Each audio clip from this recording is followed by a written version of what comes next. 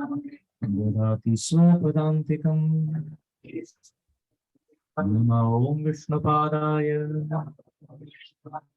Krishna Krishnaya Bhutale Srimate Bhakti Vedanta Swaminiti Namine Namaste Saraswate Deve Gauravani Pracharine Nirvishesha Shunyavadi Namaskatya Deshatarine Jai Shri Krishna Chaitanya Prabhu Nityananda Sri Advaita Gadadhara Sri Vasadi Gaura Bhakta Vrinda Hare Krishna Krishna Krishna Hare Hare Hare Rama Hare Rama Rama Rama Hare Hare Gurave Gaurachandraya Radhikaya Tadalaye Krishnaya Krishna Bhaktaya Bhaktaya Namo Namaha Govinda Jai Jai Gopal Jai Jai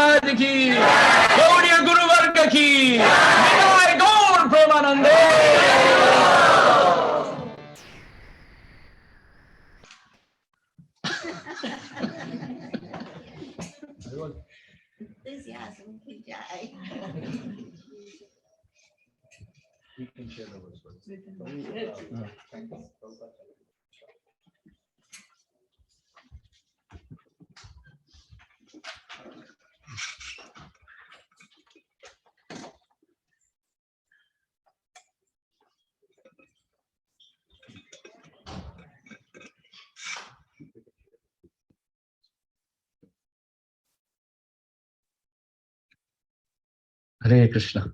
Hare Krishna. Before I begin, I really want to thank each one of you for kindly participating this morning.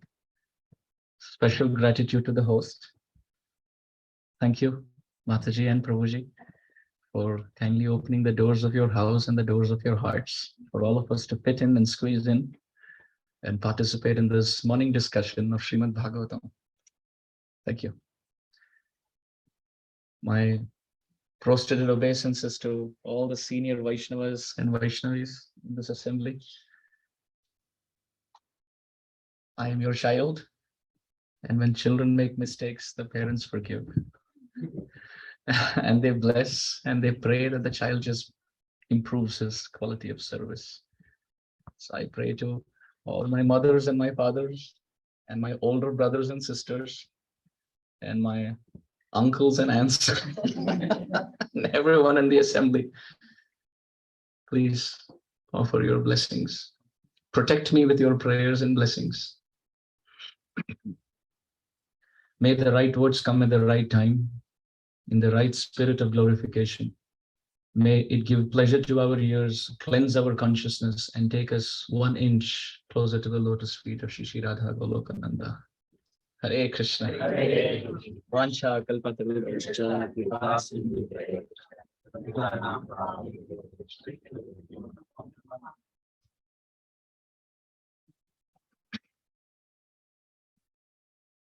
Let us chant.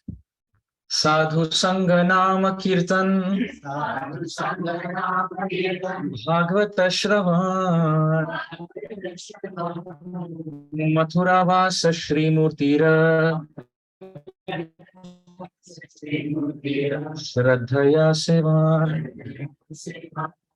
In our Srila Krishnadas Kaviraj Goswami's Chaitanya Charitamrita, it has been very beautifully described that, of course, the origin is in Srila Rupa Goswami's Bhakti Rasamrita Sindhu, which Srila Krishnadas Kaviraj Goswami very beautifully quotes in the Chaitanya Charitamrita.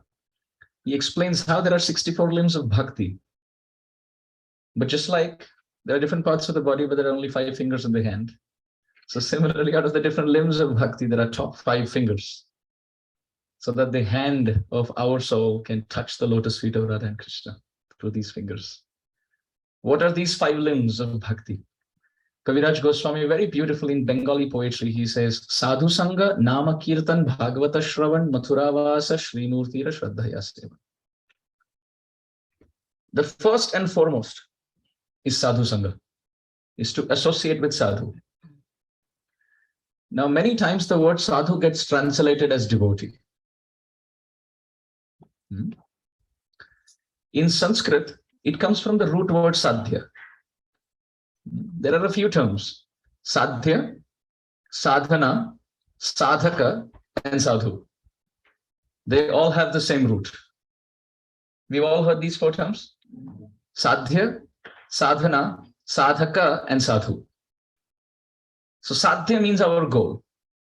What do we want to attain and achieve in on our spiritual path? Maybe we can switch this off for some time because they're so attractive. Yeah, I know. I feel like sitting like this. So like, just forget all this. They're so beautiful. Yesterday when I had darshan for the first time in my life, oh my God, they're so beautiful. So beautiful. And very sweet, like small, sweet, cute. Generally we get into like big temples, big altars, multiple altars, and that's also glorious and wonderful.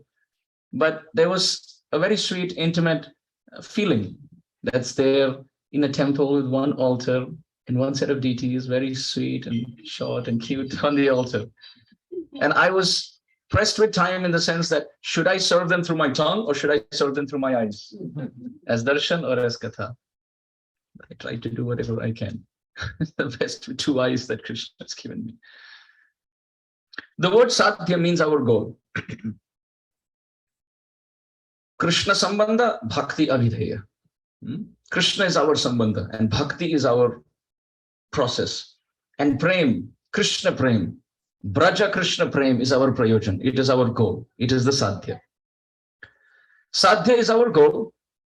The path, the journey that we embark upon to attain that goal is called sadhana. Sadhaka is the one who takes on that journey. And sadhu is he who has attained the sadhya and helps the sadhakas attain it. Very interesting. That is sadhu.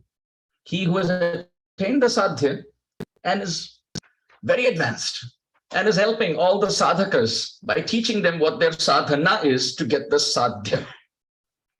You see, makes sense, right?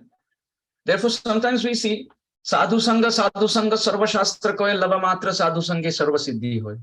If it is just mere association with anyone and everyone that we meet, lava matra 1/11th of a second should create an explosion of revolution in the heart, but it doesn't happen. What about 1/11th a second? Sometimes we spend even 11 years, sometimes even more, decades, but nothing touches our heart, right? So either we are associating with those who are not sadhus, or we are associating with sadhus with martya buddhi, with mundane mortal conception, thinking that person to be a normal person because of over familiarity. Therefore, we have lost the patrata. We have lost the receptacle bowl to receive their mercy. So one of the two. So we should seek out Sadhu-Sanga. Now, what is the definition of Sadhu-Sanga? That is also given. Please kindly chant. Sajatiya, Ashaye Snigdhe, Sadhu-Sanga, Swatovare. Rupa Goswami Pada said 4 characteristics of Sadhu-Sanga, by which we will know whether or not we are in Sadhu-Sanga. Step number 1, Sajatiya.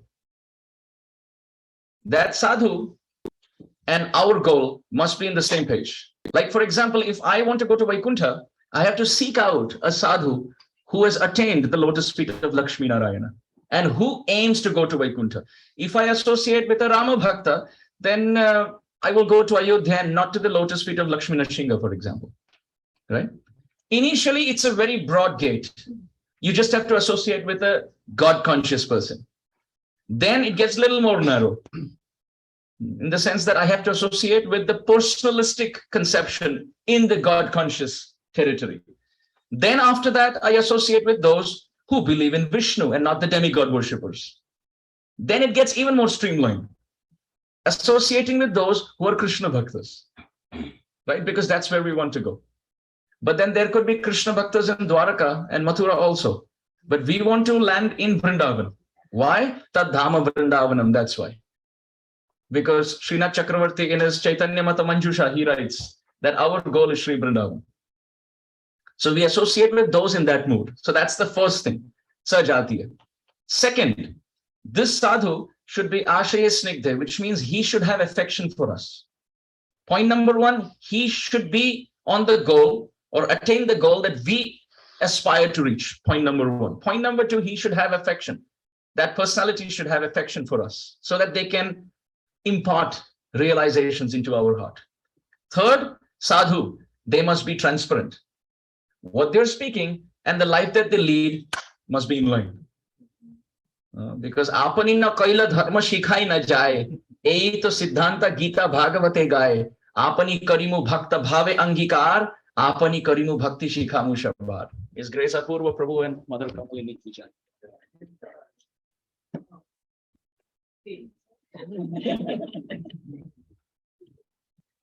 The story of Roma Harshan is very interesting.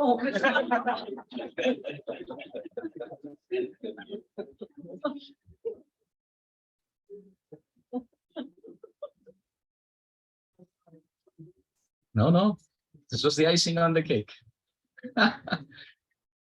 Mother Kamalini, this place is for you.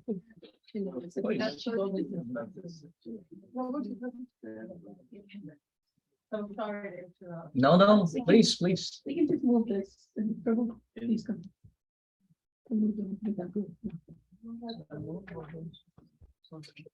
There's a lot of sweet spots. Please come. You can sit over here.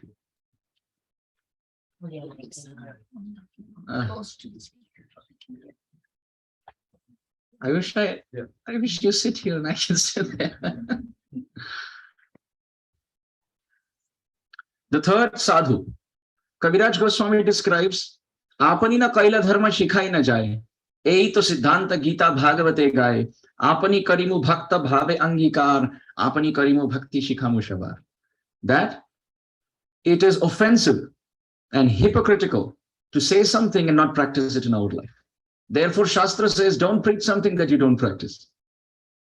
First, because example, it's way better than precept, just talking, right? Krishna had this predicament. He was thinking, I've spoken in the Bhagavad Gita, Patram Pushpam Phalam Toyam, Yome Bhaktya Prayachiti Tadaham Bhakti Uparitam. I've spoken about bhakti so many times. But as Jagat Guru, as Acharya, I'm supposed to practice what I'm speaking. But I have spoken it, but I've never practiced it. Oh, no problem. I will take that mood and come as Mahaprabhu, Sri Gauranga Mahaprabhu. So Krishna himself, to practice his own words, completed Krishna Lila with Gaura Lila after that, so that there is practice along with the preaching. So the point is, the word sadhu means someone who is completely transparent. Srila Prabhupada Bhakti Siddhanta Saraswati Thakur said that if our words and our actions don't align, then we should speak in front of the four walls. I think that's where I should be. So that's the third thing. And fourth, Swatovare, that personality must be more advanced than us. If these four characteristics are met, then it is called Sadhu-Sanga. Sajatiya Ashaya Snigdhe Sadhu-Sanga Swatovare. That person should be like-minded. He should have affection for us. He should be completely transparent, without any hidden agendas behind the Sangha, behind that association, and should be more advanced on the path. Because there are so many people who can speak so many things, but unless we are realized, there's no point. Experience burns brighter than imagination. Experience burns brighter than imagination. Like we always say, we can give a whole talk, 1 hour talk on rabri. You can read books on rabri. You can hear the word rabri. You can see someone tasting rabri. You can think of rabri, but unless you taste it, it's a big zero. It's a total different experience tasting it, in contrast to just speaking about it. So Kaviraj Goswami says, seek out the association of those with these characteristics. And if this is there, Krishna Bhakti Janma Mula Hai Sadhu-Sanga, Krishna Prema Janmete Ho Punar Mukhya Anga, that this is the root of all spiritual success, to seek out the association of really high-class Vaishnavas and to be at their lotus feet and hear Krishna Katha from them. Vayam hi dhanyatama loke guropi kshatra bandhava vayam piba muhutvatta punyam Krishna Kathamritam. When Parikshit Maharaj was on the 5th out of the 7 days that he had, Sukadeva Goswami in the 12th canto, in the 10th canto, canto 10, chapter 12, text 43, Srimad Bhagavatam, Sukadeva Goswami asks Parikshit Maharaj, it's been 5 days. You've not eaten anything, not slept, not drunk anything. Do you want to take a break? Parikshit Maharaj says, no. I am actually the most fortunate. Fortune, more fortune, and most fortune. Dhanya, dhanyatara, dhanyatama. Comparative superlative usage in Sanskrit. So Parikshit Maharaj says, Vayam hi dhanya tama. Not dhanya, not dhanyatara, but dhanya tama loke. In this world, I consider myself to be the most fortunate. Now, today's Sunday. Let's say on Tuesday, I have to leave my body, let's say. Will I think of my fortune? Let alone more fortune and most fortune? No. I don't think I will do this program. I'm going to be scared, right? But Parikshit Maharaj said, I am the most fortunate. Why? Because fortune means meeting a sadhu.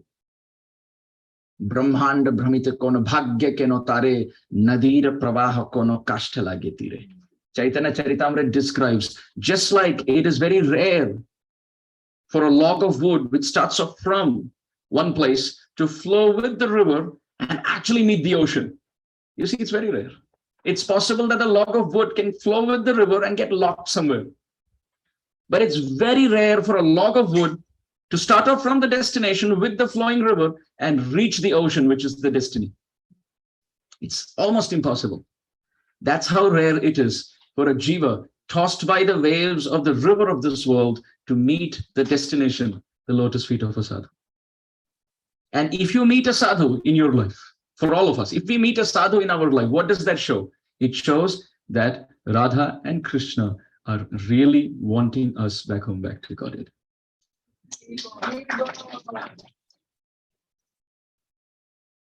Only then will they give you a sadhu. Only then. When a fisherman puts a bait, what does that mean? He really needs the fish. The fisherman is Radha and Krishna. They are the fisher divine couple. And what's the bait? Sadhus. What's the pond? This world. And who are the fishes aimlessly swimming around us? When we catch the bait, the very tasty bait of the lotus feet of a sadhu, it only means it's time that the divine couple are going to get us out of the pond of this world to the nectarian ocean of their service. Krishna Prapti, Krishna Seva, Amrite, Majjan. Kaviraj Goswami describes meeting a sadhu means very soon we are going to find the lotus feet of Krishna. But it comes with its do's and don'ts. The advantage of Sadhu-Sanga is, well, first let's complete what Parikshit Maharaj says. He says it's fortune to meet a sadhu. It's more fortune to get the chance to hear Krishna Katha from a sadhu. Very fortunate. The best thing that we can do from a sadhu is not go and butter him. It's not go and flattery. It's not take a picture with that person. It's not to say, please touch my head. The kripa of a sadhu comes from his Harikatha. When a sadhu speaks, Tasmin Mahan Mukharita Madhubhish Charitram Piyusha Shesha Sarita Parita Sravanti. How is a sadhu described in the 4th canto Srimad Bhagavatam? He whose mouth is a waterfall.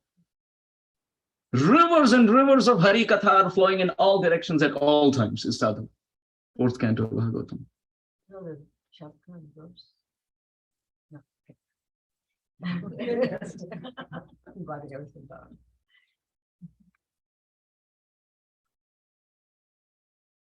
Canto 4. Canto 4. Canto 4, chapter 29. It's 29:30. I think so. Maybe I'm wrong. 99% of the times I'm wrong. I just say some number to pacify the person.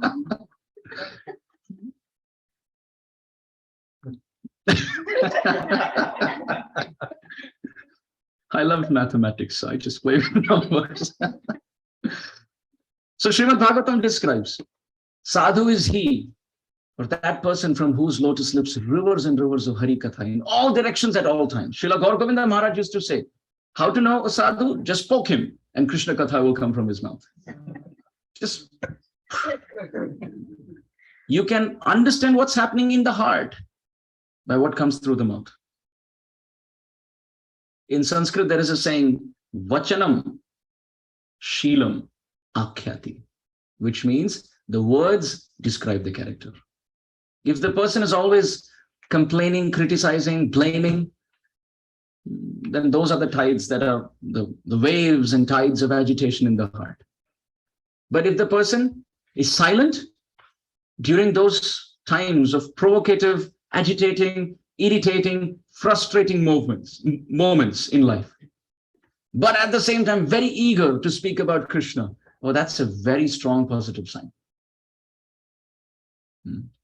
Shanti avyartha kalatvam virakti manashunyata asha bandha samutkantha nama gane sadaruchi asaktistat gunakhyane pritistat vasatistale. Srila Rupa Goswami in the Bhakti Rasamrita Sindhu has described a sadhu by these 9 qualities. Shanti, they have extreme level of tolerance and forbearance, inconceivable forbearance. There was a very great sadhu in Vrindavan.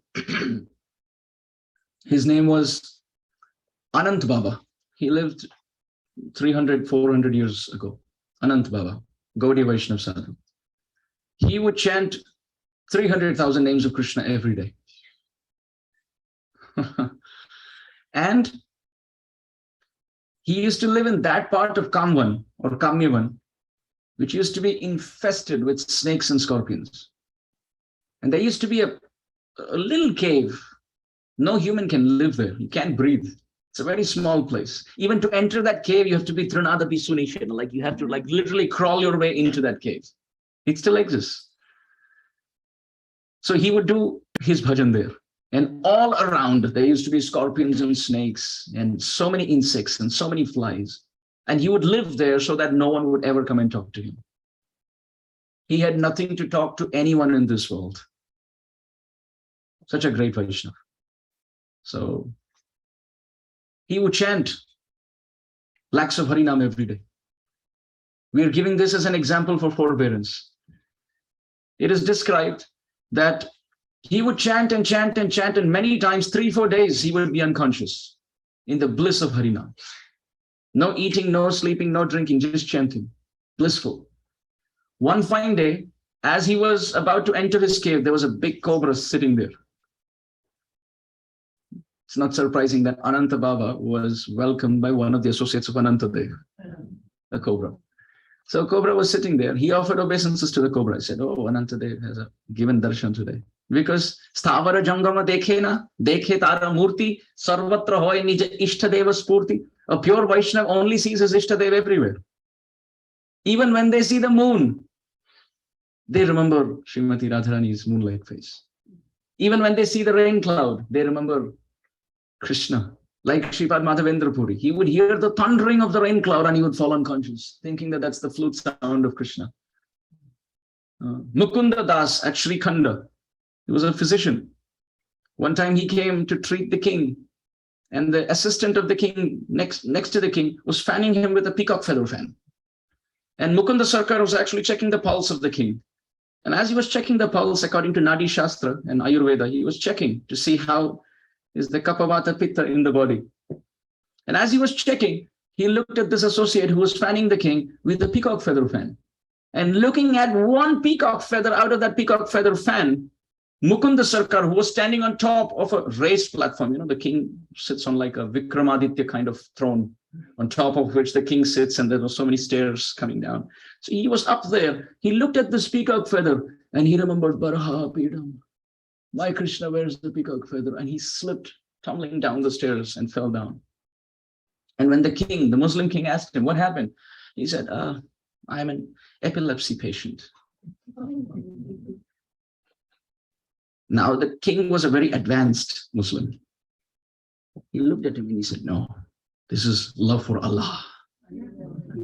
You're trying to hide it. Because Srila Narottam Das Thakur says, Apnar bhajaner katha na kaho jatha tatha. That a Vaishnava, an advanced Vaishnava, never shows off the symptoms of his realization. Always tries to hide them. Because if he tries to show off, then Maya will kidnap, will steal all the realizations. Like, for example, if someone has $1 million and they walk like a millionaire, there will be theft in the house. Right? But if, let's say, he has like $1 million and dresses up like a farmer and carries all that cash in a cloth bag and goes through the local trains of Mumbai, he will be safe. Because he has protected that by the hard shell of humility. But when he walks worthy of his money, then he will be robbed. Same for bhajan, for bhakti. One may be chanting. I know one devotee who chants 1 lakh holy names every day without fail. And once I was with him and he was chanting, and another devotee who had just started coming for Bhakti Vriksha, he saw this devotee chant at 9:30 at night. He said, you haven't finished your rounds yet? You're 16 rounds. And the devotee very humbly said, actually, I slept through Brahma Muhurta today. Please forgive me. Please pray for me. I have a few more rounds. I have not finished 16. It took that devotee 4 years to get to know that this devotee is actually chanting 1 lakh. So trying to protect. So the point is, this devotee who was chanting, Ananta Baba, who was chanting so many names, he looked and he saw his Ishtadev there. And when he looked at Ananta Shesh, he offered obeisances, but the cobra did his duty and bit Ananta Baba. Ananta Baba just sat cross-legged and started chanting more intensely. More intense. the effect of the poison started rising in the body and he was getting dizzy. But he started chanting loudly, and the nectar of the holy name eclipsed the poison of the serpent. Krishna appeared before Ananta Baba and said, why don't you do something for the snake bite? Ananta Baba said, that's what I'm doing.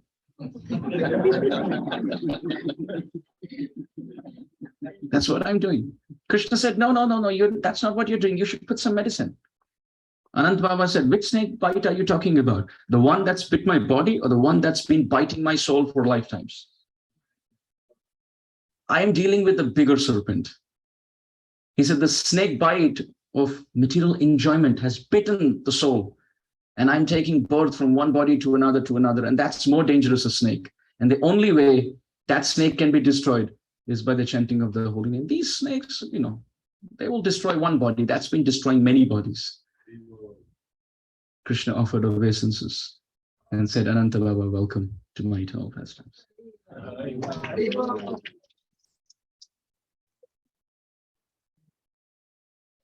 This is Shanti. Not Shanti, but Shanti. Shanti means peace. Shanti means forbearance, the ability to tolerate. Srila Prabhupada writes, the greatness of a person can be ascertained by his or her ability to tolerate provoking situations. Simple. How do we know who's great? Somebody may think somebody's great because of a political position in society. Somebody may think somebody's great because of a Brahminical birth. Somebody may think they're great because of double PhD. Somebody may think they're great because they're the first billionaire in the family or something like that.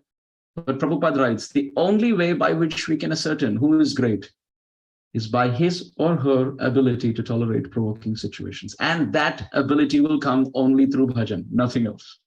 We can make plans. I am going to practice humility.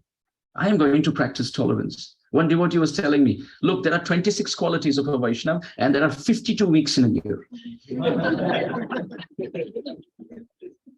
So I said, what does that mean? He said, I'm going to focus on one quality every 2 weeks because 26 times 2 is 52. It's fascinating how devotees think. Munde matim bhinna.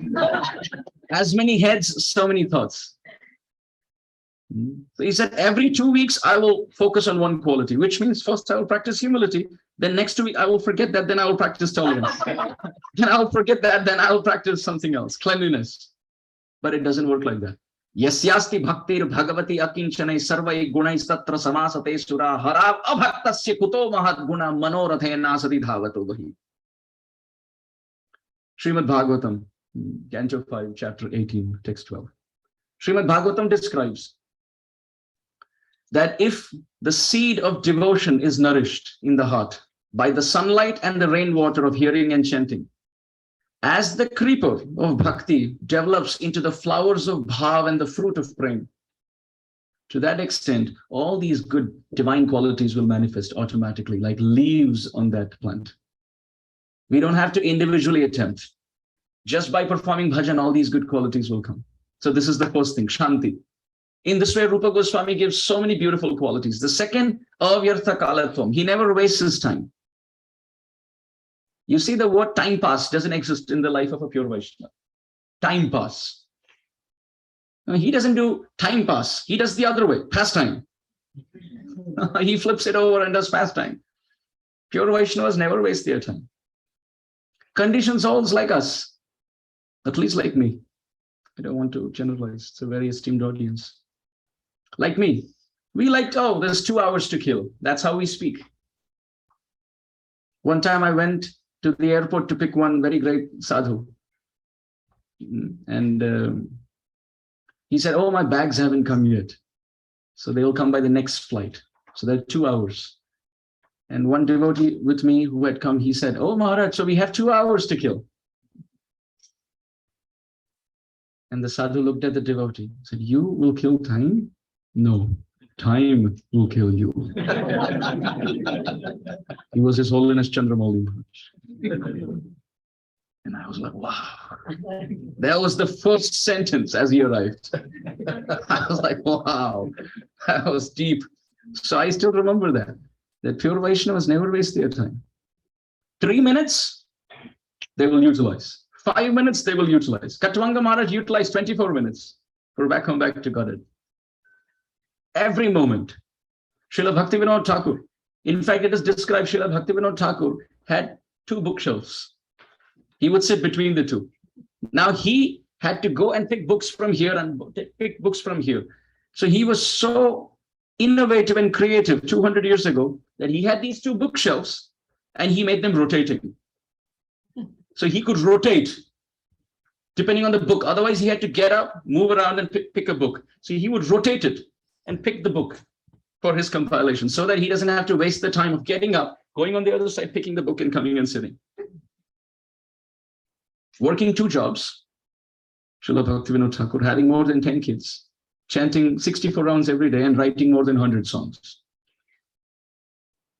That's how a Vaishnava lives. Every second, every breath, they want to fill the name of Radha and Krishna and offer it back. Actually, we waste our breath. But what do pure Vaishnavas do? They make a garland of their breath. Just like the devotee, when they make garland, with every flower petal, they add their devotion. And they make a garland, right? Like this one. So similarly, what do pure Vaishnavas do? They take the flowers of their breath and fill it with the names of Krishna and make a whole garland of all the breaths in their life and offer it to Radha and Krishna at the end of their life. That's what Vaishnavas do. They never have a concept of, oh, I finished my rounds. I am free. I finished my services. No. The services are unlimited. Sripad Amarendra Prabhu in his room had a wall clock which didn't have, they didn't absolutely have the minute hand, the hour hand, the second hand. It was just a wall clock with no hands. And when asked, he said, well, in the spiritual world, time is eternal. There is no start time and there's no end time for seva. Avyartha kalatam. Vaishnav never wastes his time. The third is virakti, which means extreme detachment in this world. From money, from the opposite sex, from any allurement. In this way, Srila Rupa Goswami goes one after another. But the point was, at the 7th point, he says, Asakti tad gunakhyane pritis tad vasati sthale. The 7th is constant taste in chanting the holy name. That's how you describe, that's how you find a sadhu. Sadhu is not a person who says chant, chant, chant, chant and doesn't chant himself. Sadhu is he who is absorbed in chanting. If we say, well, I love Krishna or I have attachment to Krishna, there are devotees who speak like that. We should try not to speak like that because the nature of Vaishnavas is self-deprecating. Kaviraj Goswami writes, Jai Mora Naam Shune Tara Punya Kshay. Anybody who hears my name will lose all pious credit. Kaviraj Goswami writes. Krishnadas Kaviraj Goswami. Narottam Das Thakur also writes the same thing. Surdas ji, Netrahin Surdas, a descendant of Sripad Vallabhacharya. He says, he was Netrahin, he was blind. He writes, my Lord, Mausam Akon Kutil Khalakami. In this whole world I have analyzed. And I've come to the conclusion that I am the most lusty person. I am the most crooked person. I am the most wicked person. My Lord, you hide in everybody's heart as Paramatma, but in my life, you are hiding as Paramatma, and even your mercy is hiding from me. Which means you're not showering your mercy on me. And I am like a village hog, he writes, only thinking of how to find food and how to sleep well, running from place to place. Bhari bhari udar vishayo ko dhave jaise sukar grami. Hey Prabhu, mausam kon kutil kalakam. He says, Sur, Krur. Surdas is Krur. Krur means cruel. That's how Vaishnavas are. Not that they are, they speak they are. They're self-deprecating. They're constantly calling out to Krishna. That's the 7th quality. The 8th quality, they're very deeply attached to the speaking of Krishna Katha. That's how you recognize a sadhu. By constant utterance of the Nama Rupa Guna Lila of Radha and Krishna. If the sadhu is speaking worldly topics, which means wherever there is taste, that's where the tongue goes, right? When we discuss the faults of others, which means we love those topics, otherwise why would we? I would not discuss, let's say, the neighbor, because I don't know who the neighbor is. but I will discuss maybe my relatives because I know, and that's where my taste is in discussing. So the tongue goes where the heart is. And by where the tongue goes, you know where the heart is. Vachane ka daridrata. There could be poverty in the pocket. There could be poverty in food. There could be poverty in clothing. But why should there be poverty on the tongue? Right? Initially, when you see in the churning of the milk ocean, the poison was in the womb of the ocean, right? Initially, where was the poison? It was in the womb of the ocean, in the churning of the milk ocean. But that was in one yuga.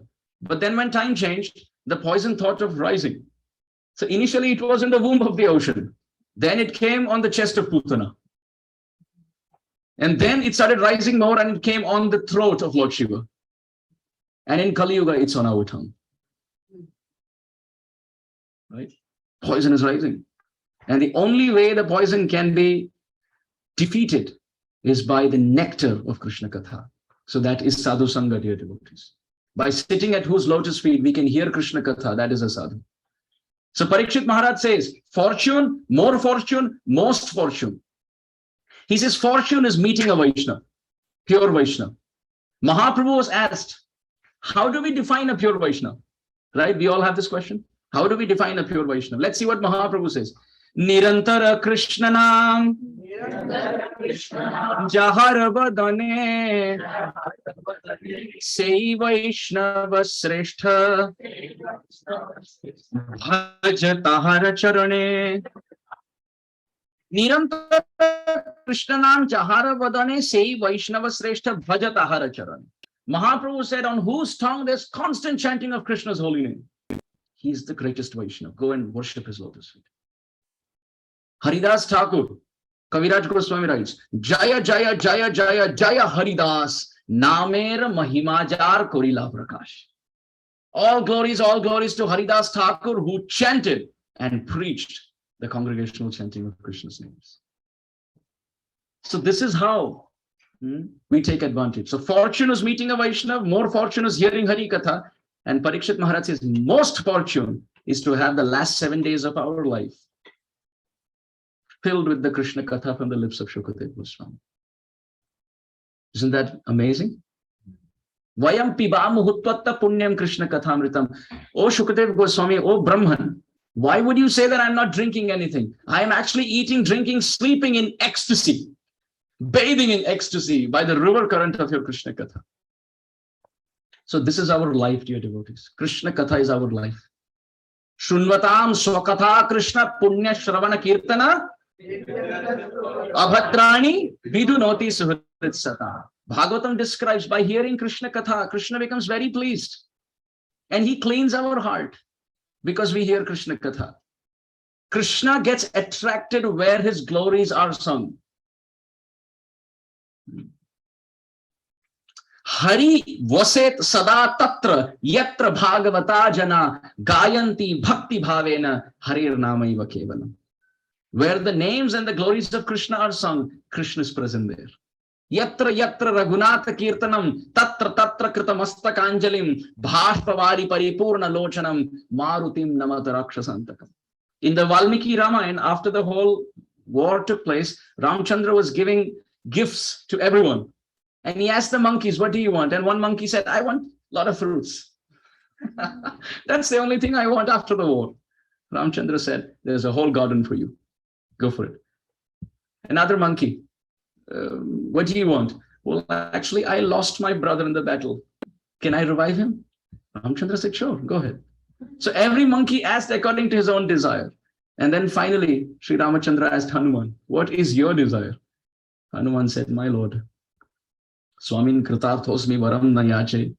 I am not a businessman. I am your servant. I didn't serve you to get a salary. You shouldn't even ask such a question. What do you think? Are you the servant or am I the servant? Ramchandra said, well, tough question. Tough question.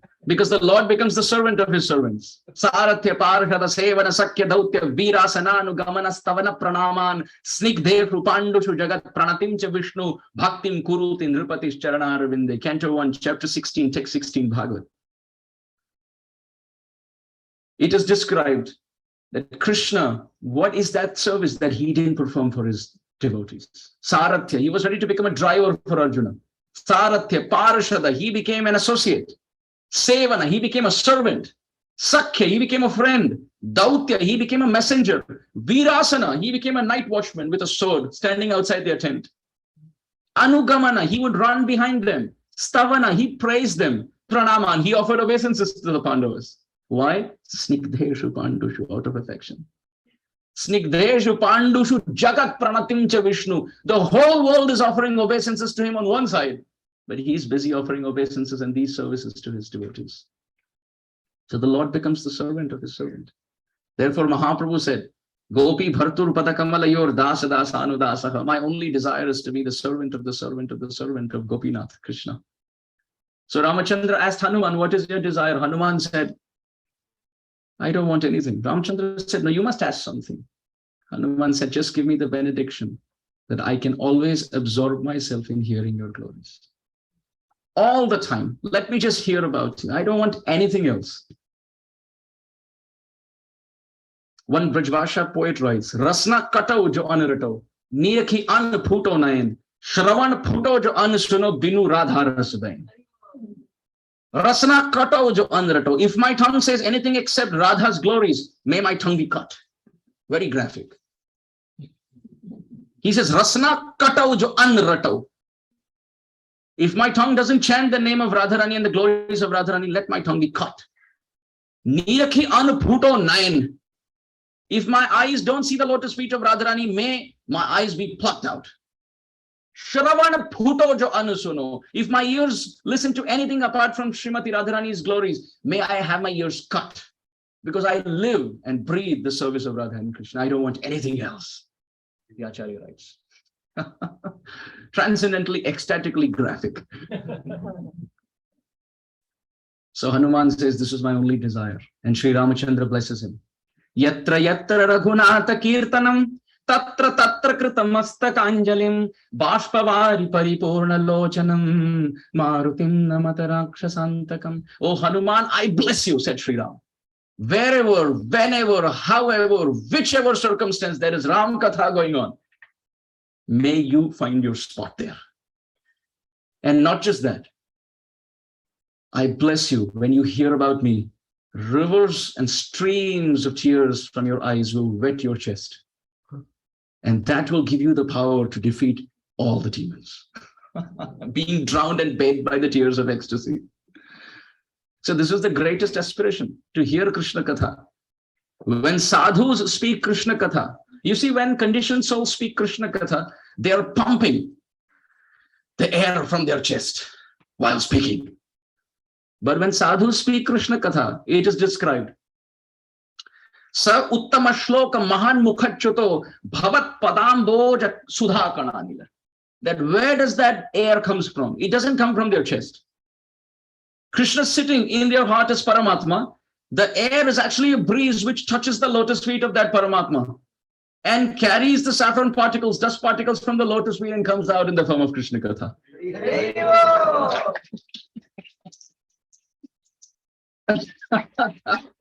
Amazing, isn't it? Bhagavatam. This is the nectar of our Srimad Bhagavatam. Krishna Tulya Bhagavat Vibhu Sarvashroy Prati Shloke Prati Akshare Nana Arthe Kare. Our Chaitanya Charitamrita describes Srimad Bhagavatam is like Krishna. And Srimad Bhagavatam is compared to the sun. Krishna Swadhama Upagate Dharma Jnana Divisaha Kalau Nashta Drishameta Purana Arka Adhuna Ubita. Srimad Bhagavatam is like the rising sun. You see, the sun goes through 12 zodiac signs. You have Aries, you have Taurus, Gemini, Cancer, Leo, Virgo, Libra. What comes after? Scorpio, Sagittarius, Capricorn, Aquarius, and Pisces. These are the 12 zodiac signs. We know only one zodiac, Makar. because Makar Sankranti. Makar is Aquarius.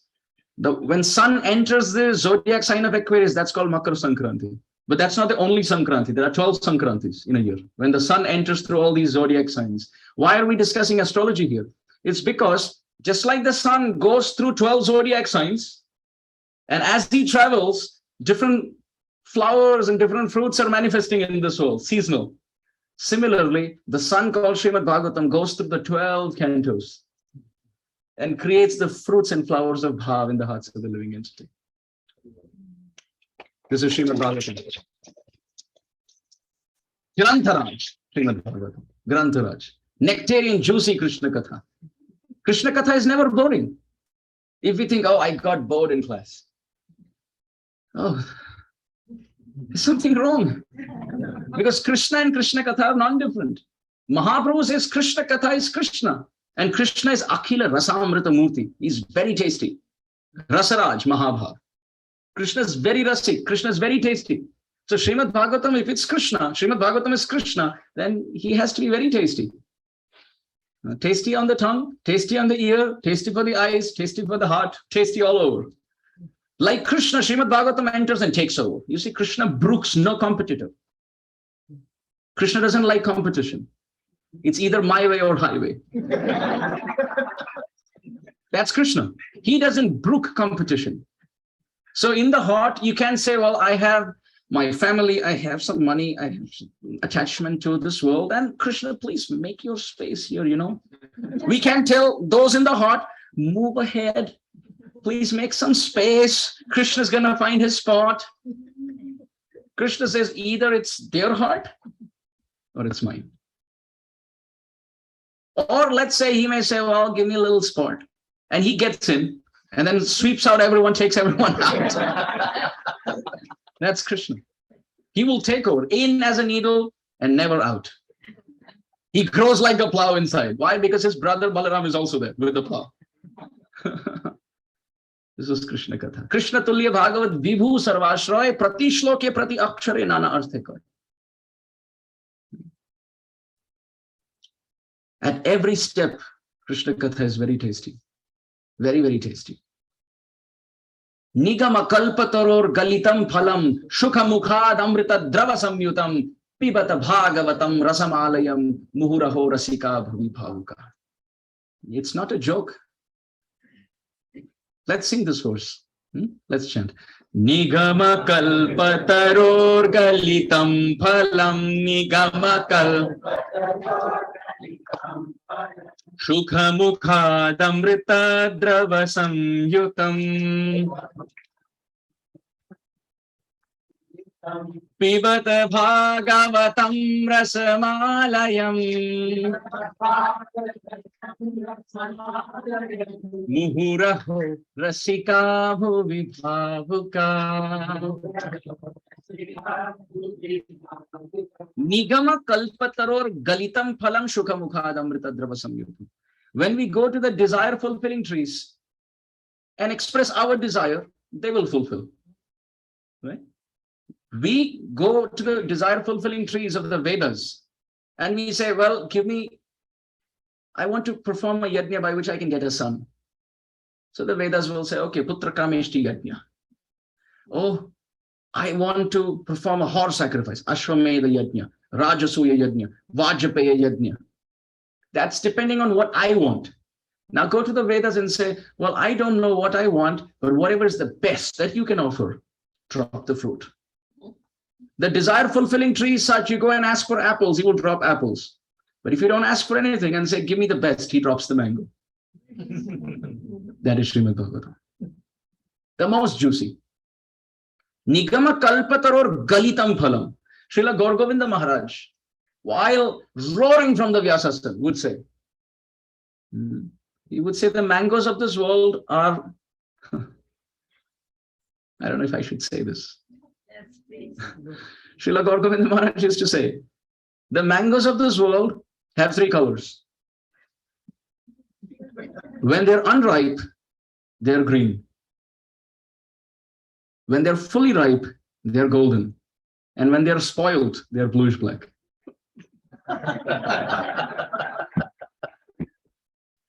I don't know if you got it.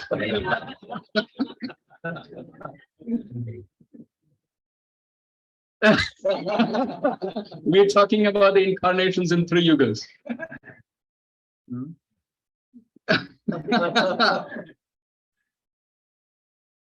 The spoiled son of Mother Yashoda, Brajendra Nandan Shyam Sundar ki. Transcendentally crooked Shri Krishna Chandra.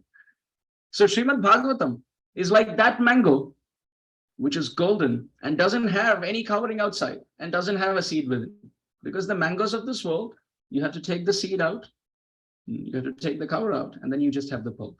Srila Gaur Govinda Maharaj used to say the mango of Srimad Bhagavatam doesn't have a seed inside and doesn't have the cover outside. And it's just juicy, dripping pulp.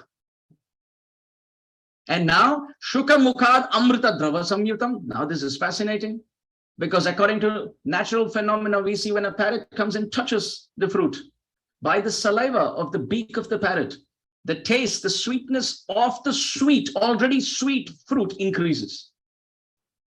That is Shuka. Shuka in Sanskrit means parrot.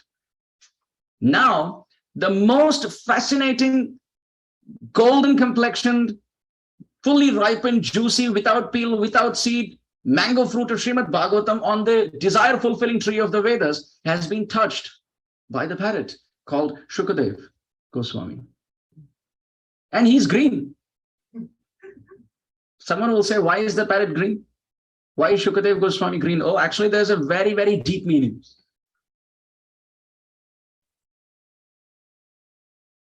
In Radha and Krishna's pastimes, please listen to this with millions and millions of ears because it comes straight from Krishnadas Kaviraj Goswami's works. Kaviraj Goswami Pad writes, one time, Radha and Krishna, they had an argument like we were discussing yesterday on who is more beautiful. Well, there's no question about it, but just as the story goes. We'll give Krishna one more chance. So both were asked to walk and see what happened to the forest of Vrindavan as they walked. So first, Krishna got a chance and he walked. And as he walked, the effulgence coming from his bodily beauty made the whole forest of Vrindavan bluish black. The effulgence coming from the Ujjwala Nilamani, the most beautiful effulgent sapphire stone complexion of Krishna, was setting the whole of the environment, the atmosphere of Vrindavan very beautiful. Everything was effulgent. And as Krishna was walking, the effulgence was causing on both sides to change color. And as he left, it came back to its original color. So there was almost like a tunnel that Krishna was walking through, and then there's light on both sides. It was beautiful. Now Radharani gets her chance. As she started walking, on both sides it became golden, painted by the effulgence of her bodily hue. Now the Sakhis were confused. Who won? They asked Krishna to walk again. It was so beautiful. Then they asked Srimati Radharani to walk again. It was so beautiful, and they still had a tough fight. Then they said, now both of you work together. And artists know that when you mix blue and yellow, you get green. The whole forest of Vrindavan is green because it is mixed by the effulgence of the bodily beauty of Radha and Krishna.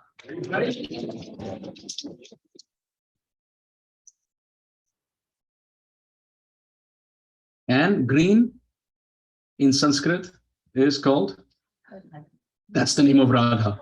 But at the same time, with the same root, you can get the word Hari. So Radha and Krishna, by the effulgence of their bodily complexion, have painted the whole forest green. And because Sukadeva Goswami is always stuck in the remembrance of Radha Govinda Yuga, the divine couple, his whole body complexion has changed to green. But at the same time, when he speaks, his beak is red. Why? Because in Sanskrit, red is anurag. Anurag means affection. Red color in Sanskrit is called rag, but rag also means spontaneous attachment. So he is painted by the affection of Radha and Krishna's bodily beauty, and he speaks with anurag for them. Therefore, he's a parrot who's green with a red beak. Very beautiful. And why does he go and pick the golden fruit? Because he's Radharani's parrot. So he's saying, where's the complexion of Radharani? Of all the fruits, it's the mango which has it. So he goes straight to the mango of Srimad Bhagavatam and starts biting with his beak. And as we know, when the saliva from the beak of a parrot touches the mango, the taste increases. So very beautifully, with that natural phenomena, the same point has been explained, that the fruit of Srimad Bhagavatam, by being touched by the saliva, what is the saliva? It is the rasa. Why does Chaitanya Charitamrita say Bhakta Pada Dhuli or Bhakta Pada Jal, Bhakta Bhukta Avashesh Mahabal? That if you can take the remnants from the plate of a great Vaishnava, then we will get bhakti. Why? Because what's there in that remnant? It is the rasa. Because they're constantly speaking and singing about Radha and Krishna, there is Krishna rasa in the mouth. There is Radha rasa in the mouth. And that rasa mixes with whatever they eat. So to gain a taste on that path, the remnants are taken. So Sukadeva Goswami, with the rasa of his devotion from the red beak of Anurag, with his body painted by the combination of the effulgence of Radha and Krishna, is touching the golden fruit of Srimad Bhagavatam. And the taste is getting higher and higher and higher. Srimad Bhagavatam is sweet, but Sukadeva Goswami, when he touches, it becomes sweeter. Why? Aham vedmi shukho vetti vyasa vetti na vetti va bhaktya bhagavatam grahyam na buddhyana chatikaya. Lord Shiva was asked, how many people understand Srimad Bhagavatam? Lord Shiva said, Aham vedmi, I understand. Shukho vetti, Shukadev Goswami understands. Parvati Devi said, how about Vyasadeva? Vyasa vetti na vetti va. He thinks so, understands, but I'm not sure. How is it that Vyas, Krishna Dvaipayana Vyas, an incarnation of Krishna, who compiled the Srimad Bhagavatam, put the Vedas together, he doesn't understand? Well, Veti na Vetiva. One time I asked my Guru Maharaj about this. How do we reconcile? How do we understand? So he said very sweetly, if you see Vyasa as Krishna, no Veti. If you see Vyasa as God, he doesn't understand. Why? Bhaktya Bhagavatam Grahyam. That only with devotion for Krishna can you understand Srimad Bhagavatam. And Krishna doesn't have devotion for himself. So if you see Vyas as God, no Veti. But if you see him as a devotee, then Veti. Then he paused. He said one more meaning. He said, Vyas, before meeting Narada, no Veti. After meeting Narada, Veti. He understands. So Lord Shiva says, Vyasa Veti na Vetiva, depending on whether you're talking about Vyas before Narada or Vyas after Narada. He talks about it like that. So beautiful, right? Bhaktya Bhagavatam Grahyam na buddhyana chatikaya. Bhagavatam cannot be understood just by reading multiple Sanskrit commentaries. No.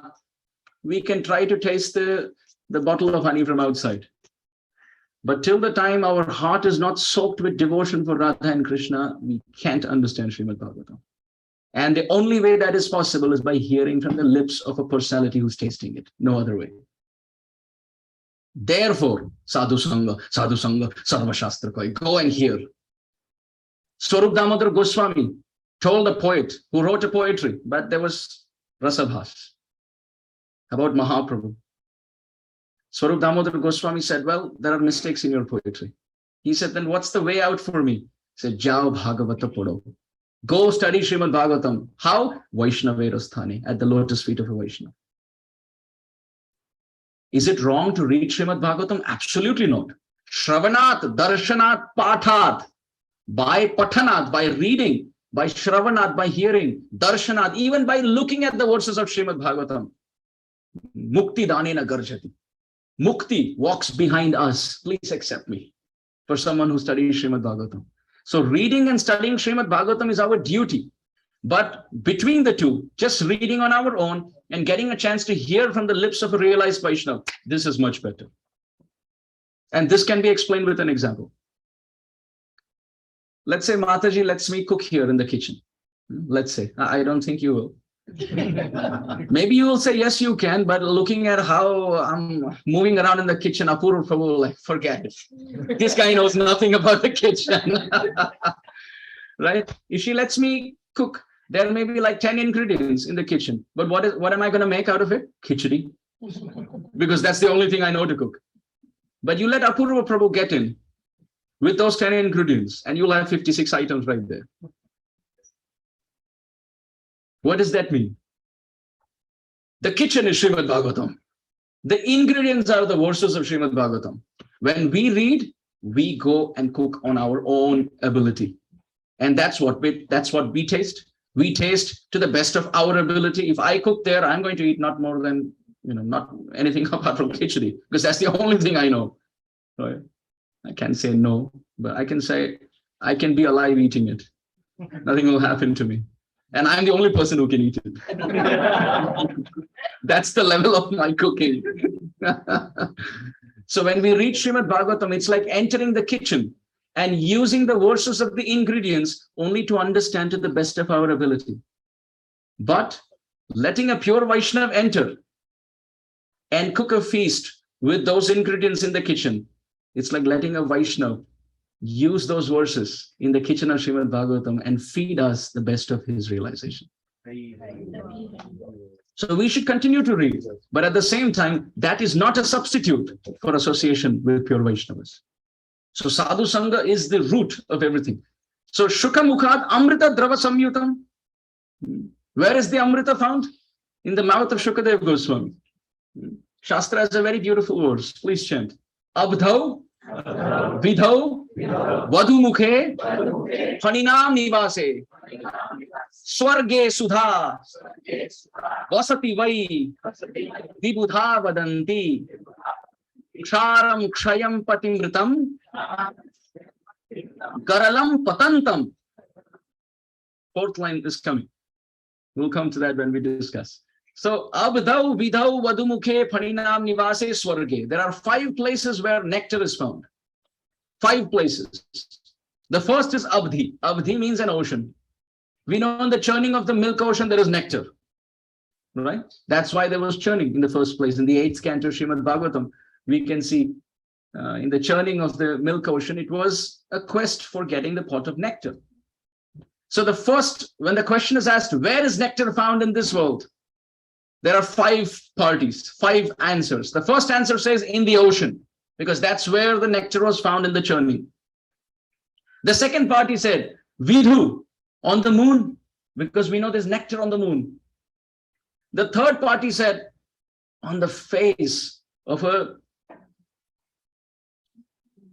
woman who's just gotten married, on the beautiful young face of a woman. I'm not saying that's the answer. I'm just saying that's one of the responses. Don't take me out of context. What was Amarendra talking about in today's class? Well, he said that there's nectar on the face of a newly married wife. Oh, it's just one of the 5 responses. In the ocean, on the moon, on the face of a woman. 4th, Swarge, in heaven, because they drink Amrit there. And 5th, Phaninam Nivase, in the place of the snakes. And we'll mention why. In the ocean, from the milk ocean pastime. On the moon, because there is Soma Rasa, the nectar of the moon, right? And we say nectar beams, moonbeams, nectarian moonbeams, Chamatkar, Chandrika, Prem Bhakti, Chandrika, all Chandrika word is used, nectar moonbeams. 3rd, on the face of a woman, because people spend a lot of time glancing. 4th, Phaninam Nivase, in the house of the snakes. Why? Because it comes from the Mahabharata, when Bhima was poisoned and thrown into the ocean to die. He was tied up by ropes and thrown into the ocean by Duryodhana so that he dies there. But it mysteriously, by Krishna's inconceivable mercy, he went to the place of the planet of the snakes underwater. And when he went there, they tried biting him. But then they realized, wait a minute, he's the son of Mother Kunti. Vasuki came out. He's one of my descendants. Don't bite him. Bring the nectar pot to revive him. So that's the reference where the nectar comes from. Because they have nectar. And they gave 1 drop to Bhim. Now, you know, Bhim loves to. He loves nectar. So 1 drop, that's it. They said, we have half a pot for you. He drank the whole pot. 1 more. 10 pots. He had 10 pots of nectar. Vasuki said, enough. That's all that we can do to welcome a guest. We don't have any more nectar pots. And Bhim came out stronger than 10,000 maddened elephants because he had overdrunk the nectar from the residence of the snakes. So that's the fourth reply. The fifth reply is Swarge, in heaven, because we know there's nectar found. Because one of the names, according to the Sanskrit dictionary for the demigods, is Amara. Amara are those who drink Amrita. Amara, Nirjara, Deha, Triyadasha, Vibudha, Sura. These are all synonyms from the Amara Kosha for demigods. So these are 5 places where nectar is found. But all of them are wrong. Why? Ksharam. If nectar is found in the ocean, why is the water salty? Ksharam. It should be sweet. Kshayam. If the nectar is found on the moon, why does the moon go through waxing and waning? It should be constant.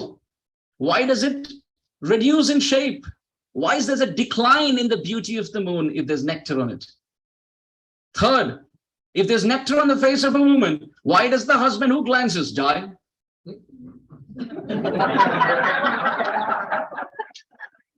Just follow the words.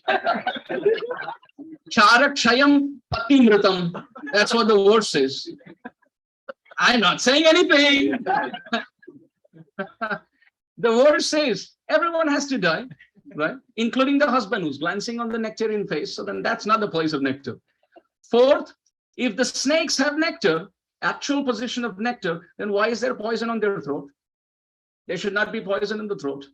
And if there's nectar in heaven, Traividyamam somapa puta papa yajnairishva swargadim prarthayante te punyamasadya surendra lokam ashnanti divyan divideva bhogan te tam bhuktva swarga lokam vishalam Chine punye martya lokam vishanti evam trai dharma manuprapanna gata gatam kama kama labhante. Gita. If there is nectar there, why do people fall from heaven? Why do they fall from heaven? So none of these places have nectar. Then where is the actual nectar? Abdau vidhau vadumukhe phaninam nivase swarge sudha vasati vai vibudha vadanti ksharam kshayam patimritam garalam patantam. All 5 places are wrong. Then where is the actual place? Kanthe sudha vasati vai bhagavajjananam. It resides on the throat and the tongue of sadhus who speak Krishna Katha. That's where nectar resides.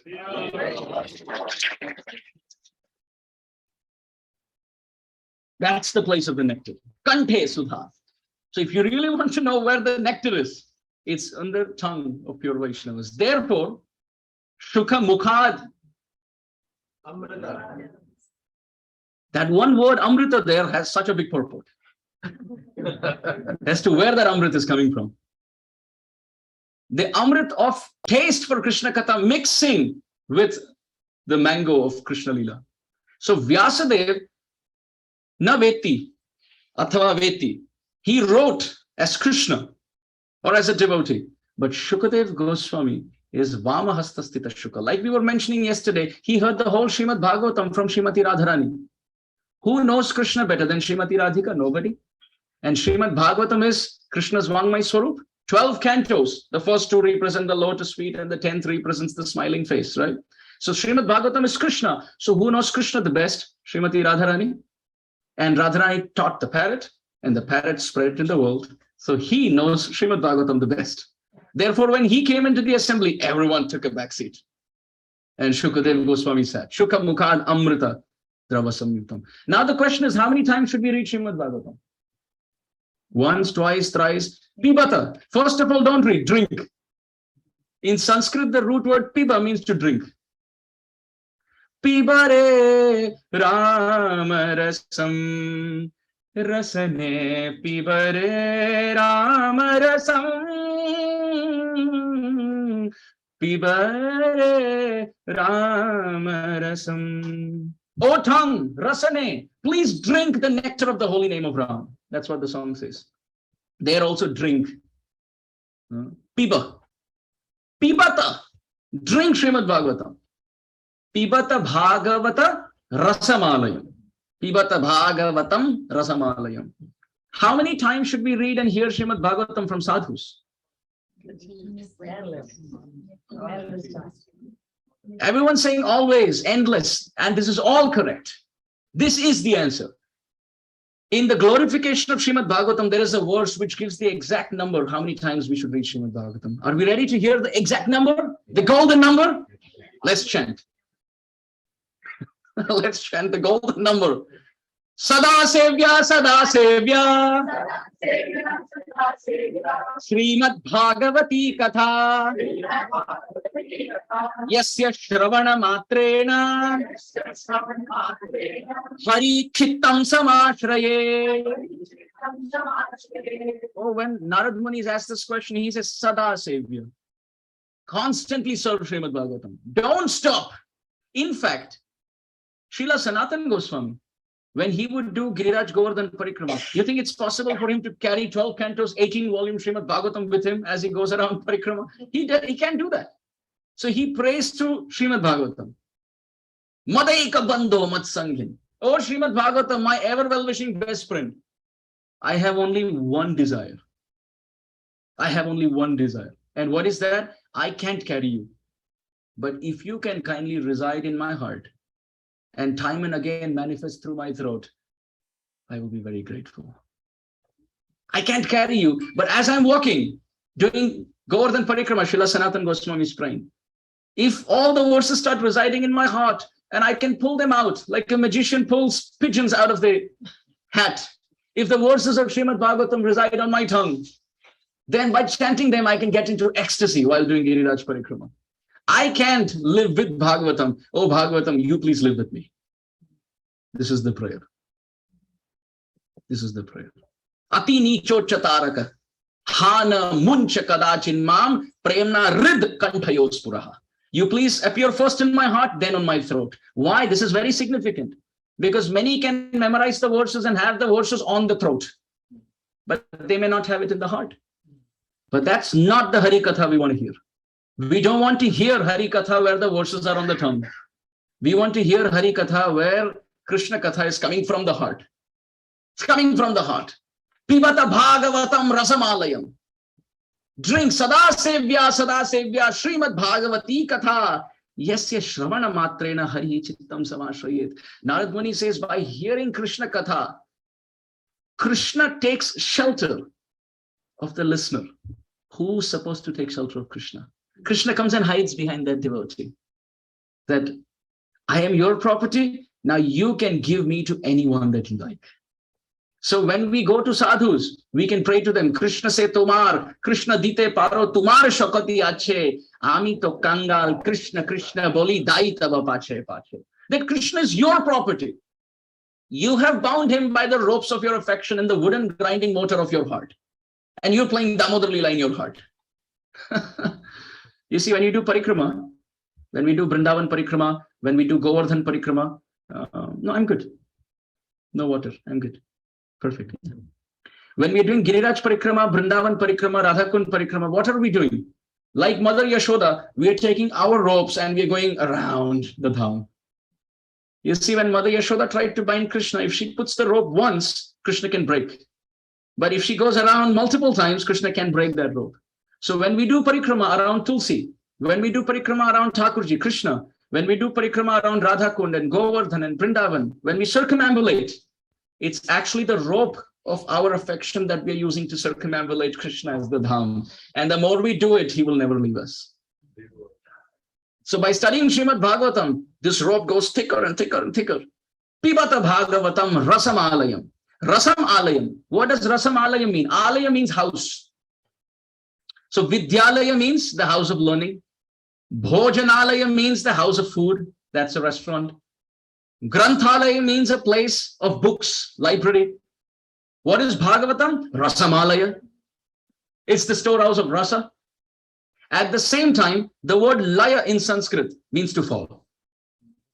What does laya mean? According to Srila Vishwanath Chakravarti Thakur, laya, vikshep, ityadi. To faint.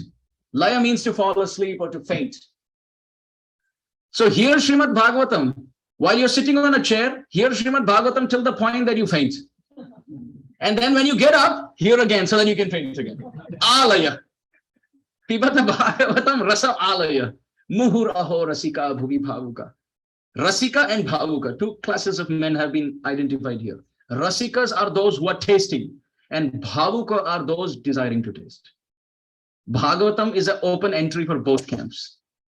Those who are tasting speak, and those who desire to taste listen. And then when they taste, they share it with those who want to hear. Vasudeva Katha Prashna Purusham Trim Punatihi Vaktaram Prachakam Shrotram Yat Padam Salilam Yatha. Bhagavat. It is described just like the Ganga. Just like the Ganga purifies three areas. What are the three areas that Ganga purifies? The holy Ganges water. She purifies her origin, Gomukh at Gangotri. She purifies the path wherever she flows, and she purifies the Ganga Sagar, the place where she meets the ocean. Three places. Similarly, that which comes from the feet of Krishna is Ganga, but that which comes from Krishna's mouth, Yas Swayam Padmanabhasya Mukha Padma Vinisritaha, that is Krishna Katha. So Ganga comes from the feet, and Katha comes from the lips. So my Guru Maharaj explains, if you bathe in, it's very beautiful. My Guru Maharaj explains, if you bathe in the Ganga, it will take you to the feet of Krishna. And if you bathe in the Ganga of Krishna Katha, it will take you to Krishna's smiling lips. Because the origin is where the river will take you. So what comes from the feet, Ganga, if you bathe, it will take you back to the feet. And if you bathe in the Ganga of the Hari Katha, that comes from Krishna's lips, if you bathe in that, it takes you back to the smiling face of Krishna. Very beautiful. So therefore, just like Ganga purifies three places, the origin, the flowing areas, and the destination, Krishna Katha purifies three personalities: the speaker, the inquirer, the person who asks questions, and the silent listener. All three get purified. But our acharyas have described, Srila Vishwanath Chakravarti Thakur describes, the person who listens is purified. But the person who attentively listens and inquires questions, not just for the sake of questions, to show the assembly, well, I'm asking a question, or to know how much does the speaker know, or to get some prominence, but to genuinely, with all their heart, understand this is where I'm stuck on the path of bhakti, can you help me? If that mood is there, that person becomes 100 times more purified by that katha than a silent listener. And the person who speaks Krishna Katha gets purified 100 times more than the person who's asking the question. I want to thank all of you for giving that opportunity. Charanamrit purifies in three ways: by accepting through the mouth, by accepting through the head, and by accepting on the head and the mouth. Right? Three ways. So similarly, Krishna Katha also purifies in three ways: by speaking, by inquiring, and by silently listening. So Pibata Bhagavatam Rasamalayam Muhuraho Rasika Bhuvi Bhavuka. An open invitation has been laid by Srimad Bhagavatam that please come and taste this nectarian mellow. All Shastra described Krishna, but it didn't fulfill the heart's desire for Vyasadeva, because Vyasadeva himself was yearning for the pastimes of Krishna in Vrindavan. So when Narad Muni asks Vyasadeva, why are you so sad and disappointed? He said, I don't know, O Gurudev. He said, have you described Krishna? Yes, I have described Krishna. No, but have you described Krishna in Vrindavan? No. Oh, have you described Krishna with Mother Yashoda? No. Have you described Krishna with his friends? No. Have you described Krishna with the gopis? No. Have you described Krishna with Srimati Radharani? Shh, don't describe that. But leave some hints in the Srimad Bhagavatam. And those who are Gaudiya Vaishnavas, they will catch the hint. They will catch the hint. Why? Because Krishna himself as Vyasa could not taste completely, because you need bhakti. Therefore, to study Srimad Bhagavatam, he accepted the mood of devotion of Radharani. Because Radha understands Krishna the best. Radha understands Bhagavatam the best. So therefore, Radha came as Gadadhar Pandit. And Krishna took the mood of Radha and came as Mahaprabhu. And at Tota Gopinath learned Bhagavatam from Gadadhar Pandit. This is the connection of Gaura Leela and Krishna Leela. Krishna wanted to know Srimad Bhagavatam, but without devotion, he can't. And who's the best teacher? Radha. Radhika Amar Guru Ami Shishya not. Chaitanya Charitamrita describes, she is my teacher and I am the disciple. And to prove that, Radharani came as Gadadhar Pandit. Krishna took her mood and came as Mahaprabhu. And as the listener heard from Gadadhar Pandit, the nectarian glories of Krishna through the lips of Radha as Gadadhar Pandit. This is Srimad Bhagavatam. Very, very tasty scripture. And especially the 10th canto is the smiling face. The smiling face. So dear devotees, we started our discussion with the 5 limbs of bhakti that Kaviraj Goswami has stated. And there he first puts Sadhu-Sanga. So we drove the whole discussion on who is a sadhu and what we must do in that association. We must patiently hear Krishna Katha and not ask anything else. Our association with the sadhu should be to hear Krishna Katha. Sometimes people do a lot of talking in front of their Guru Maharaj. They will speak and download unnecessary information. What's happening is it's raining nectar and our pot is upside down. That's what we're doing. When we are with a sadhu, we have to listen. This is why Krishna gave us 2 ears, but only 1 mouth. Otherwise, Krishna would have given us 2 mouths also. But he says, no, listen. And Srila Prabhupada taught us, because I was listening to the words of my Guru Maharaj, now I can do Kirtanam. When Srila Prabhupada's initiation recommendation came, Prabhupada Bhakti Siddhanta Saraswati Thakur said, oh, he's an expert listener. And Srila Prabhupada explained, when my Guru Maharaj spoke Bengali, even the Bengalis didn't understand. And when he spoke English, the British didn't understand. And when he spoke Bhakti Tattva in English, nobody understood. And people left here, there, everywhere. One godbrother of Srila Prabhupada, one disciple of Prabhupada, Saraswati Thakur, he got up when the curtains opened to have darshan. He went in the middle of a class that Prabhupada Saraswati Thakur was speaking. He went, took darshan and he came back. And Prabhupada Saraswati Thakur asked him, so how was your eye exercise? He didn't understand. He said, I went for darshan. Prabhupada Saraswati Thakur said, so did you see Krishna? He said, no. He said, how was your eye exercise?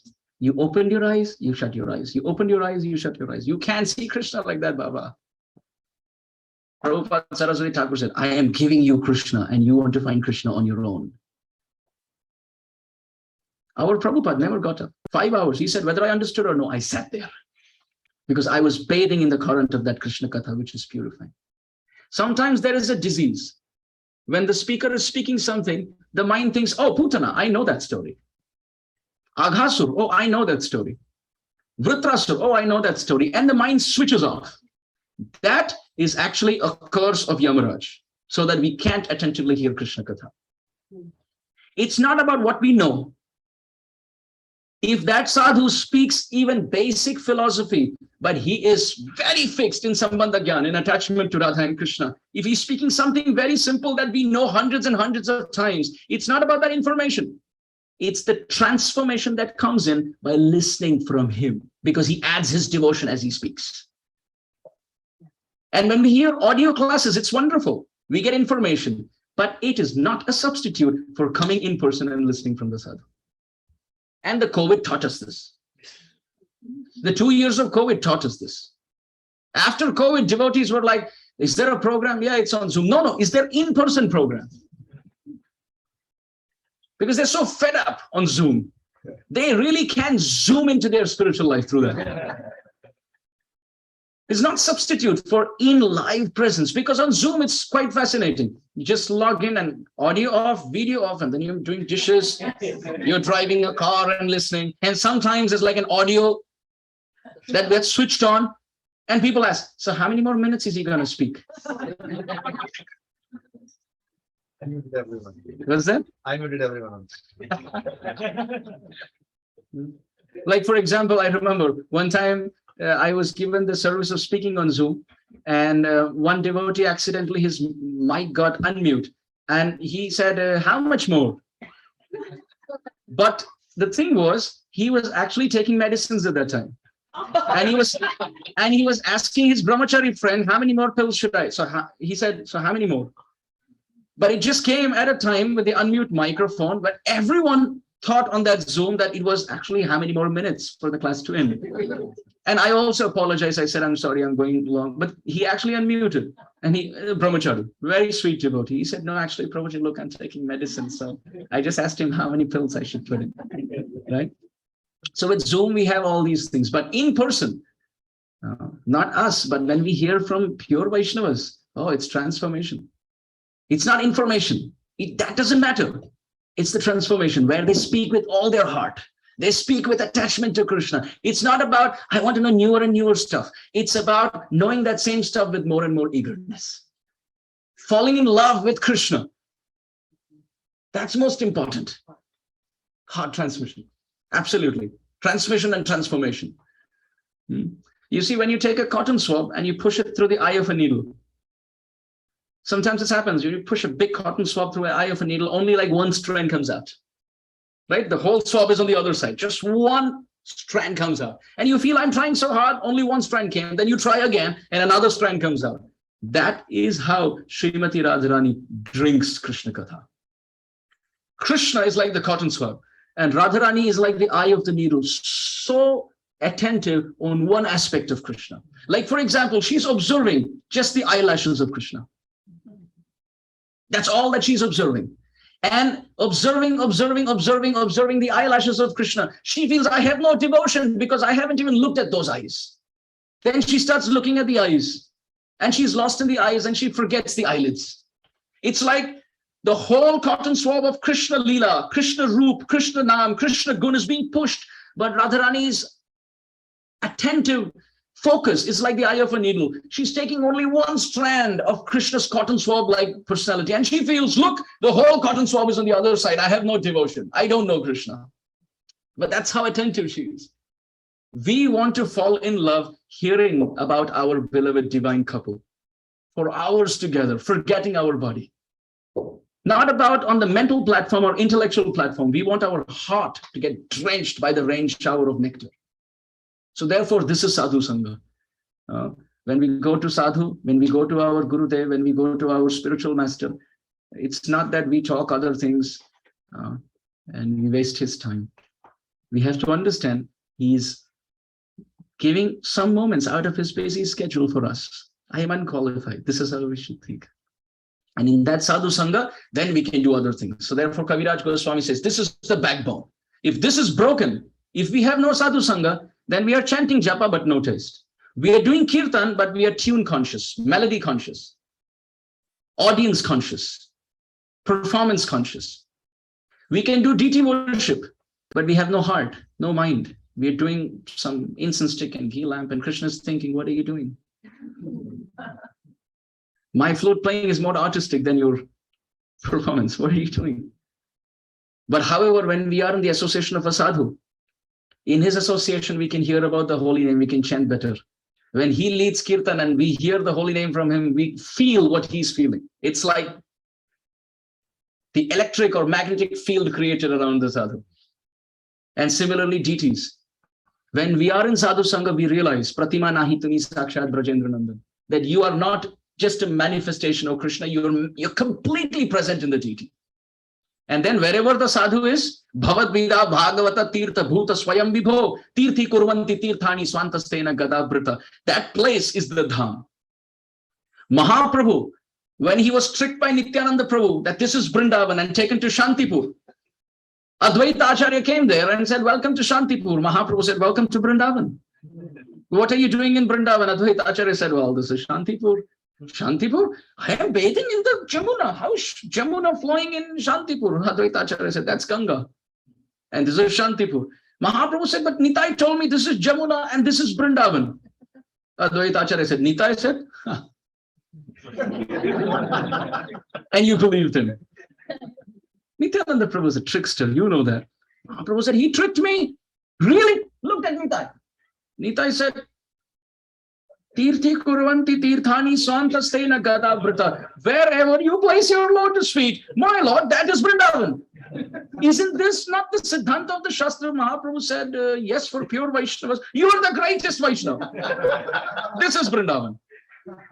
So, dear devotees, wherever the sadhu is present, that is where Krishna is present. Tumara Hridaye Sada Govinda Vishram. Krishna rests in the heart of pure Vaishnavas. Krishna se Tumar, Krishna dite paro, Tumara Shakatiyache. Pure Vaishnavas own Krishna and they can give Krishna to anyone and everyone. They have bound Krishna by the ropes of their love. So, in Sadhu-Sanga, Nam Kirtan. In Sadhu-Sanga, Bhagavat Shravan, hearing Hari Katha. In Sadhu-Sanga, Shri Murti Seva. And in Sadhu-Sanga, living in the Dham. These 5 limbs of associating with Sadhu, chanting the holy name, hearing Srimad Bhagavatam, residing in Vrindavan and worshipping the deity, all of them are found at the feet of a sadhu. Just by praying to Krishna, my Lord, please always just bless me with good quality association. That's all. Sometimes we complain, oh, this Vaishnava is like this, that Vaishnava is like that. Mahaprabhu said, kahare na kare ninda Krishna Krishna bole, ajaya chaitanya shay jini beka hole, Vaishnavera gunagrahi no dekhaye dosh, kaya mana vakya kare Vaishnava santosh. These are all verses from our Chaitanya Charitamrita. Because without Praman, what is the point of our discussion, right? So Kaviraj Goswami says two things Mahaprabhu has said. Constantly chant and never criticize the Vaishnavas. Don't. If something is affecting us, we have positive engagement. Unless we have the authority, unless we are the spiritual master, unless it's our duty to tell something, and that too we are saying it with a non-envious heart, and that too we are saying it not in public but in private, and that too we are telling them 4 good things that they have done, and maybe one thing where they can improve. The 4 good things, 1 minute each, but the place where they have to improve 10 seconds. With that cushion, if we can give feedback, it will nourish the person. Instead of talking about devotees, we can talk to devotees. Mahaprabhu said this, one, and second, constantly chant in the association of Vaishnavas.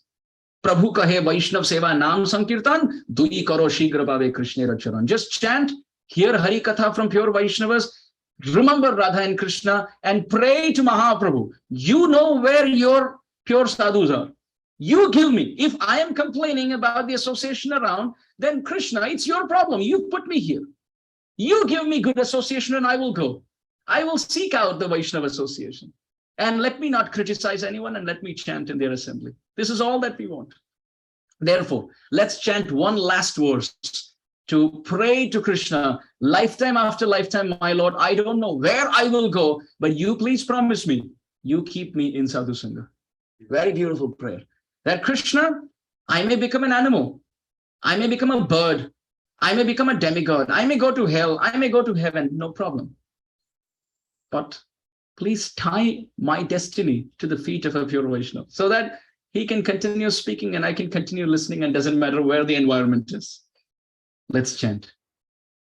Mamottama shloka janeshu sakhyam. Mamottama shloka janeshu sakhyam. Samsara chakre brahmatasva karma bhihi tanmaya yatma maja tanmaya yatma maja Tarageheshu asakta chittasya nanatha bhuya. Canto 6, chapter 11, text 24, 25, 26, 27. The Chatushloki of the 6th canto, the 4 prayers of Vritrasura. This is actually the seed of the 10th canto. These 4 verses. One can't touch the 10th canto without these 4 verses. These 4 verses help one overcome dharma, artha, kama, and moksha. And then 10th canto is praying, Pancham Purushartha. So what does this verse say? Mamottama shloka janeshu sakhyam samsara chakres brahmatasva karma bihi tanmaya yatmat majadara geheshu asakta chittasya nanatha bhuya. 6, 11, 24, 25, 26, 27. Vritrasura, as his neck was being chopped off by the sword of Indra, he prayed, my Lord, Mama uttama shloka janeshu sakhyam. Lifetime after lifetime, I beg. I beg lifetime after lifetime. May I have the friendship of your dear associates. That's all that I want. Samsara chakre brahmatasva karma bihi. I am going to different parts of this creation on the basis of my own karma. Sometimes I become a monkey, sometimes I become a donkey, and I'm eating some fruits and some roots and jumping from branch to branch. What is the purpose of my life? Sometimes like an ant, I'm crawling in the room of a devotee. But please give me the association of Vaishnavas. Tanmaya atmat maja gadhara geheshu asakta chittasya nanatha bhuya. My Lord, look at this prayer. My relation in this world, My relation with my mother, my father, my brother, my sister, my son, my daughter, my grandfather, my grandmother, my grandson, not mine, but Vritrasura. He's saying all these relations can be compared to small thread. My Lord, I want to cut all this thread and make it into a big, thick rope and tie it to the lotus feet of pure Vaishnavas, which means, please take away the attachment that I have in this world to anyone and everyone. Take the sword of detachment and cut all this attachment, and may I be attached only to pure Vaishnavas lifetime after lifetime, and the fortune of meeting them, the fortune of hearing Krishna Katha from them, and hopefully the last 7 days of our life, the most fortune of hearing Krishna Katha at their lotus feet. So dear devotees, today's discussion was completely steered on the topic of Sadhu-Sanga, Sadhu, Sadhaka, do's and don'ts. Gaura Premanande.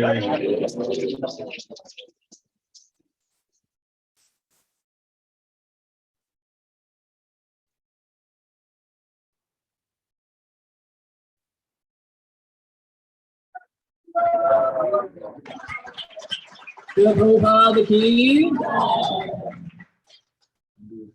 Sadhu, sadhu. So this place is Vrindavan because Sadhu is here and we are listening. I am not Sadhu, I am Buddhu. Buddhu means fool. So can you share with us how you learned Bhagavatam? How did you learn? I desire And to when did learn. you start learning? My first touch with Srimad Bhagavatam was the classes of Srila Gaur Govinda Maharaj. When I was in school, it was the time when there was no YouTube, and I don't think there was any social media presence by which we could have videos and subtitles, none of that. I was somehow attracted to Srila Gaur Govinda Maharaj. And it was just like this, a magnetic pull. Although I found it very difficult to understand the accent, because I would have his classes on like an iPod on the ear, just audio. And it was very difficult, but I found him to be like what I was searching for. And it was just like, wow, this is like finding water in a desert. Like, this is what I was looking for. And then by hearing Srila Gaur Govinda Maharaj, it got me to the lotus feet of my Guru Maharaj, Param Pujapad Srila Radha Govinda Das Goswami Maharaj. But hearing from other Vaishnavas, exalted Vaishnavas, that's how I was introduced to Bhagavatam, and that's how I am still introduced to Bhagavatam. And I'm yet to study Srimad Bhagavatam. Whatever I'm speaking is what I have heard, even sitting live and hearing from many exalted Vaishnavas. So it is the fortune that has been, it's like kripa. It's like, I don't want it, I don't deserve it, but keep this money in your pocket just in case you need it. You know, that kind of opportunity to be in the association of senior Vaishnavas. I personally, I have never, I don't claim to be a scholar. I am not a Pandit. I don't know any of that. That's you know, I'm very naive and very ignorant as far as different intricacies are concerned. So honestly, I have not even started my study of Srimad Bhagavatam on that perspective, but I can just say my touch with Srimad Bhagavatam was through Srila Gaur Govinda Maharaj and my Guru Maharaj, and of course Srila Prabhupada's Nectar of Devotion classes in Radha Damodar 1972, his Chaitanya Charitamrita classes. These two have been my all-time favorites. And if devotees haven't heard these two series, please listen to them. Srila Prabhupada Nectar of Devotion 1972 series served at Radha Damodar, and the Chaitanya Charitamrita narration. It's out of this world. It's out of this world. So I don't claim to be a You may knower. not have learned anything, but still, how much, like, what kind of time would you spend? I'm just, because, I mean, I think, like, how long? I would paused you it because listen? this discussion Yeah, That's beyond the okay. katha. I'm glad. you That's caught okay, it's that. just more for, So I didn't maybe want to we interrupt can you. turn off all the recordings and sorry if I'm going No, somewhere no, you you're don't want to fine. go, but I just wanted to kind of get a feel for what does it take to imbibe